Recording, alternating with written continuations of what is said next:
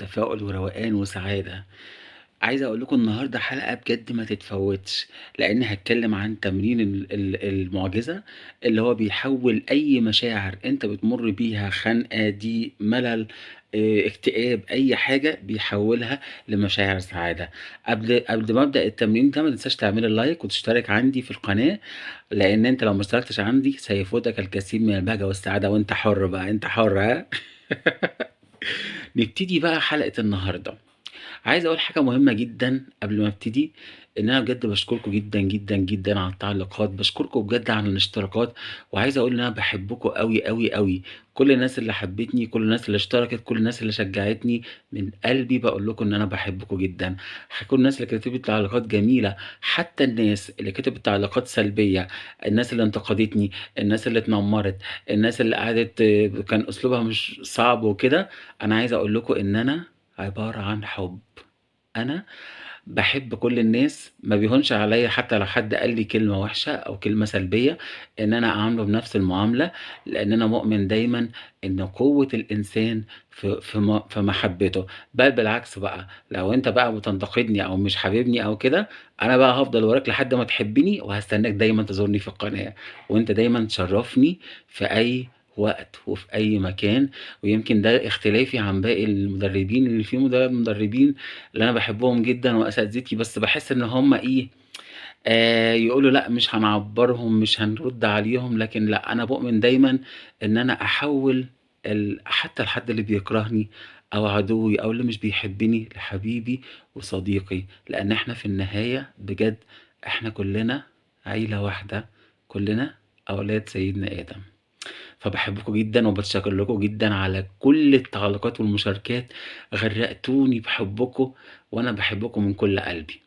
المهم بقى، نبدأ بقى في التمرين وأكلمكم عن التمرين وأقول لكم أصلًا هو ممكن حد يسأل نفسه كده، هو مين اللي طلع يقول أنا اخترعت تمرين وحقوق الفكرية وكده؟ في أقل من نُص دقيقة هاقول لك على حاجة. أنا درست زي ما قُلت لك psychology، درست سفرية مع ناس عرب ومع وحاجات أونلاين مع أجانب وكده، وده كان شغفي. فأنا حابب المجال ده أوي زي حد بيحب الكورة.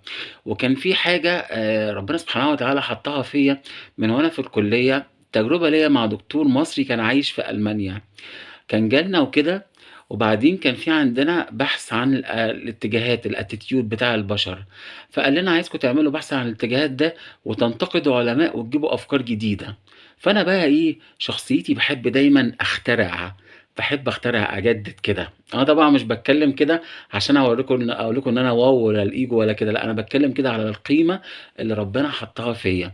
فالمهم لمّا أنا قعدت بقى إيه، أمخمخ واخترع انتقدت علماء كبار وعملت مقياس جديد في علم النفس تمام، لشرح الاتجاهات وكده، وكان في قانون تاني كان إحنا كنا بندرس إحصا، اللي هو قانون المتوسط الmean والmedian وكده، اخترعت قانون فيه.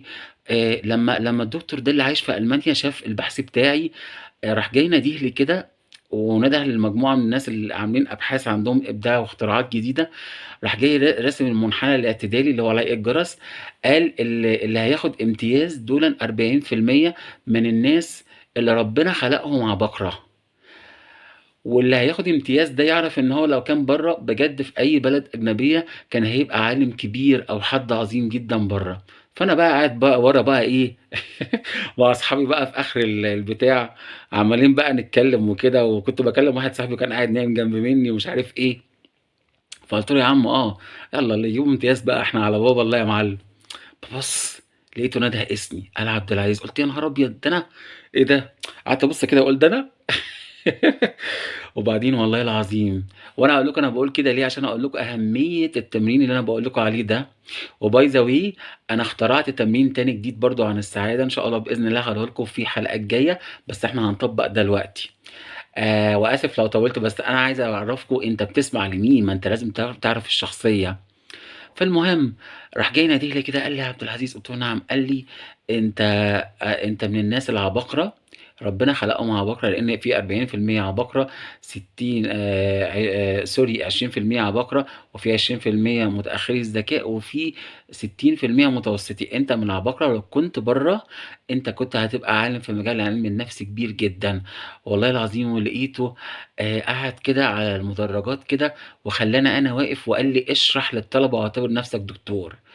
أنا بقى يوميها مش كنت فرحان، ده أنا كنت طاير إن أنا طاير من السعادة. فالحتة دي هي ربنا اللي مديها لي. فأي تمرين أنا باديهولك أنا بيبقى من اختراعي من دراسة عميقة جدًا، جدًا، جدًا. طب ليه التمرين اللي أنا باقوله اللي أنا قُلته لكم دوّة مهم أوي؟ التمرين اللي أنا قُلته في الحلقة اللي فاتت مهم زي ما أنا قُلت، لإن معظم الناس بيبقى عندها عدم تقبُّل. يعني إيه، مشكلة الناس إنها دايمًا إيه، لمّا تتعرّض لحاجة تقول لك إيه، يعني مثلًا ييجي لها فكرة سلبية، فهي ت ت يعني تفكّر بإيجابية وخلاص. لأ، أنت لازم إن أنت عارفين الميزان؟ عارفين لمّا يبقى في حاجة متوازنة؟ لو أنت شُفت حاجة متوازنة يعني قد كده، أنت عشان أنت تبقى أنت ناجح في حياتك لازم يبقى في عندك توازن ما بين أفكارك، ولازم تتقبّل الأفكار السلبية، بس تعرف إن هي وهمية ما تصدّقهاش. لو أنت عايز تلغي الأفكار السلبية، حبيبي أنت عايش في وهم. دايمًا هيبقى في أنت تجربتك قايمة على كده في الحياة. دايمًا هيكون في أفكار سلبية عايزة تحزنك وأفكار إيجابية عايزة تفرحك، تمام؟ فجمال التمرين ده إن أنا باعلمك التقبُّل، إن أنت مش بتقاوم أي أفكار وإن أنت متقبّل كل الأفكار، لكن أنت بتختار الأفكار الإيجابية باستمتاع وإيه، باستمتاع وروقان. تمام كده؟ فأنا مثلًا إيه، أنت اتكلمت كتير أوي يا زيزو بقى، ما تدخل لنا بقى في الموضوع ينفع كده؟ هاقول لكم حاضر. أنا هاقول مثلًا نطبّق بعض الأمثلة من تعليقات جات لي. في واحدة كانت كتبت: "أنا جارتي عندي مشكلة معاها وكل ما باسمع صوتها باحس بتوتر وبألم ومش عارفة إيه، وباحس إن أنا مخنوقة منها، وجارتها واضح إن هي من النوع إيه، العصبية وكده." إحنا مثلًا لو طبّقنا موضوع التمرين ده عليها هتقول إيه بقى، هتقول إيه بتفكيرها؟ هتقول: أنا أتقبّل تصرفات وسلوكيات جارتي، لكن أنا الآن أختار التفكير الإيجابي والسعادة والاستمتاع والروقان. يبقى هي كده وصلت لإيه، للتوازن. طبعًا صيغة التمرين دي أنا باقول لك الفكرة، أنت ممكن تستخدم الصيغة دي أو تستخدم صيغة تانية، المهم إن أنت تبقى متوازن. يبقى أنت تقبّلت الأشخاص السلبيين وفي نفس الوقت أنت اخترت الإيه، الإيجابية. لإن أنا عايز أقول لك على حاجة كده هاقولها لك في ودنك، بس اوعى تقول لحد ها. على فكرة الأفكار السلبية والمشاعر السلبية هي عبارة عن وَهْم. إيه؟ أيوه، هي عبارة عن حاجات وهمية جدًا، جدًا، جدًا، فأنت ما تصدّقهاش. وإن شاء الله بإذن الله قريب اخترعت لكم بقى الحمد لله تمرين جديد برضه للسعادة، تمرين عبد العزيز للسعادة رقم 2 هيبقى برضه حصري وحقوق الفكرية يا جماعة، اتفقنا؟ المهم بقى نكمّل. فهي لمّا تقعد تقول كده طبعًا هتكرر ده، فالعقل الباطن يعني بيستجيب للتكرار وللمشاعر وتعمل ده بمشاعر. ويا سلام بقى لمّا هي تقول أنا بافكّر بأفكار السعادة بقى تفتكر إيه، موقف سعيد حصل لها خلّاها مستمتعة كده ورايقة ومشاعرها جميلة. يبقى هي كده بس مش بتغيّر تفكيرها، ده هي بتغيّر تفكيرها وبتغيّر الكيميا بتاعة مُخّها أو جسمها. تقول أنا أختار السعادة وأفكّر في أفكار السعادة وباغيّر جسمي وأفكاري لأفكار إيه، السعادة. يبقى هي حرفيًا بتغيّر الهرمونات بتاعة جسمها. تمام؟ وكل لمّا تيجي جارتها تعمل كده، يبقى أنت عملت إشراط زي ما قُلت قبل كده. إن أنت ذكاء، إن أنت مثلًا لو أنت شميت عطر افتكرت مثلًا شخص ما، أو زي ما كان في عالِم كبير كان بيعمل كل حاجة بيجيب أكل الكلب كل شوية ومش عارف إيه، فالأكل اللي بيجيبه له كل شوية فكان كل ما يسمع الكلب بقى إيه إنه جاي له، الأكل بقى بينزّل اللعاب. ده اسمه اشتراط إجرائي، دي حاجة في السيكولوجي أو علم النفس. تمام؟ طيب ناخد بقى مثال تطبيقي تاني. واحد مثلًا إيه، ساب شغله، حزين أهو، تمام؟ فهو يقول إيه، عشان إيه يتخلّص من مشاعر الحزن يقول إيه، أنا متقبّل إن أنا سِبت شغلي، وإن أنا والأفكار السلبية اللي بتيجي عن طريق شغلي ده، والمشاعر الحزينة، لكن دي مشاعر وهمية. أنا باختار الآن التفكير الإيجابي، وإن أنا بإذن الله هالاقي شغل، وإن أنا بإذن الله هالاقي حاجات جديدة في حياتي، وربنا هيعوّض عليَّ، ويقول كلام إيجابي بقى زي كده. وأنا الآن لذلك الآن أنا أختار الأفكار السعيدة والكيمياء السعيدة. أنا باغيّر تفكيري وكيمياء جسمي، ويقعد يفكر في الحاجات في الحاجات السعيدة. ممكن يقعد يتخيل نفسه إنه لقى شغل جديد مثلًا وكده، فيحفز نفسه، هرموناته تتغير، أو يفكر في حاجات كانت موجودة من الماضي هو عاشها. المهم إن هو يغيّر موده للسعادة. تمام؟ ده مثال تاني. إنها مثلًا تطبيق تالت مثلًا، واحد مثلًا كان بيحب واحدة وسابته، فهو طبعًا حزين لإن إحنا بنتبرمج على كده. الأفلام بتبرمجنا إن أنت لمّا واحدة تبعد عنك يا نهاري أتألم وأحزن وأقعد أعيط وكده. تمام، مع إن ده مش حب على فكرة، ده تعلق. فالمهم بقى يا صديقي، هو قاعد يقول إيه، أنا متقبّل فكرة إن الإنسانة دي، أو لو كانت بقى إيه، لو كانت بنت، إن الإنسان ده سابني وتركني، وأنا متقبّل مشاعر الحزن، لكن دي كلّها مشاعر وهمية. أنا باختار الآن مشاعر السعادة والروقان والاستمتاع، وبافكّر إن أنا ده حصل عشان أنا ألاقي إنسانة تانية جميلة أحبها، أو إنسان تاني جميل أحبه، ونعيش المشاعر الجميلة. ويقعد يغمض عينه بقى، ويقعد يتخيل إن هو لقى فعلًا الإنسانة الجميلة دي أو الإنسان الجميل دوّة، وإن هو فعلًا حبهم بقى مستمتعين ورايقين، أو يفكر في أي حاجة تانية تسعده من الماضي. في كده بكده هو إيه بقى، هو تقبل المشاعر، هو كده بقى وصل للميزان، للتوازن. عارف إن في مشاعر سلبية بس وهمية، فما صدقهاش، واختار المشاعر الإيجابية باستمتاع وروقان. ده مثال تاني. نضرب مثلًا إيه، مثال تالت، نقول لكم مثال تالت قصدي. نضرب مثال رابع بقى كده وأخير. مثلًا إيه، واحد مخنوق، أنا حاسس بملل، خنقة، إيه ده، ما فيش جديد.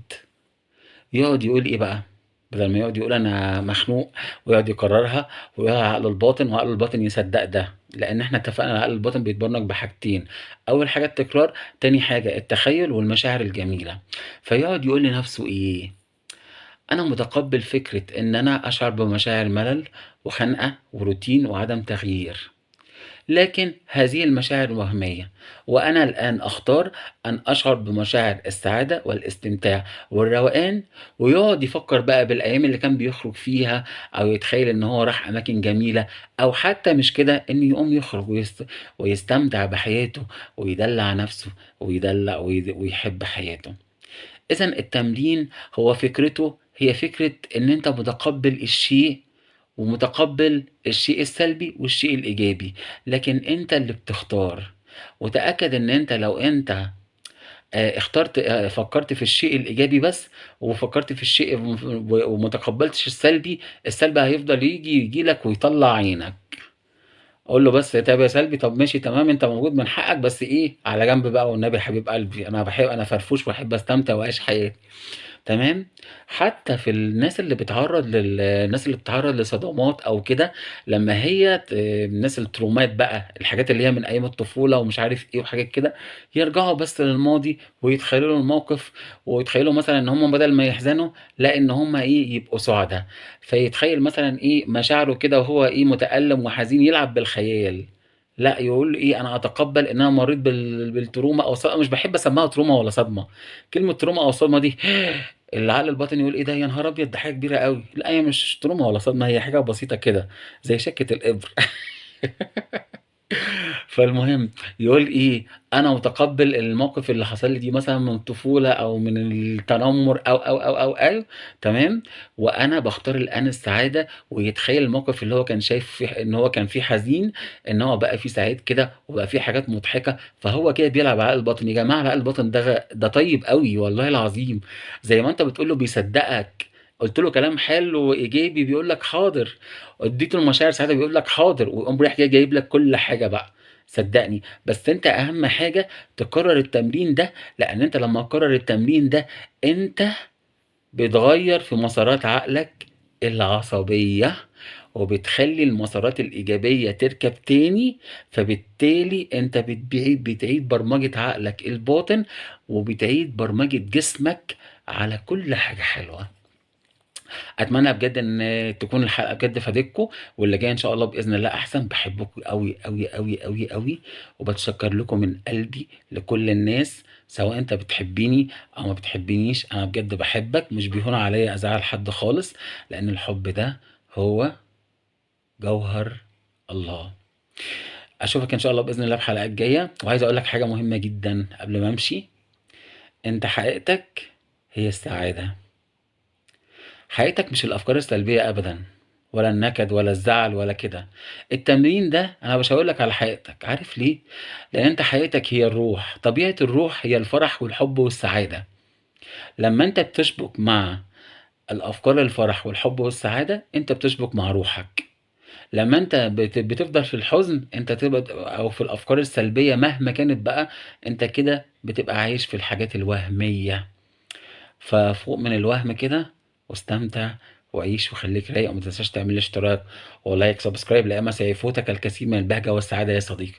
بحبكم قوي من قلبي. بتمنى لكل إنسان يا رب يكون شاف الفيديو ده، لو هو حزين يفرح، لو هو عنده مشكلة في حياته يبقى كويس، لو عنده أي دروب أو أي حاجة يتخطاها. تأكد دايما إن ربنا بيحبك وربنا موجود. سلام.